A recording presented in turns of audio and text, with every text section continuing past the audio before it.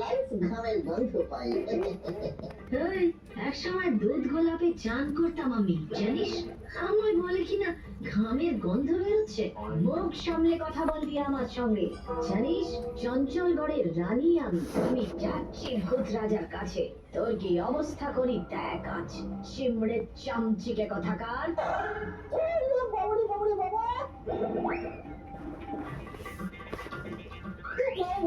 রানী মামনি, বাড়তি তো রাজাগড়ে এমন কিছু করো না যাতে বাপের পাল্লা ভারী হয়ে এবারে আমার হ্যাপি বার্থডে ডেটটা পিছিয়ে ও, যে পাপ করেছিস তার জন্য কোনো অনুশোচনা নেই।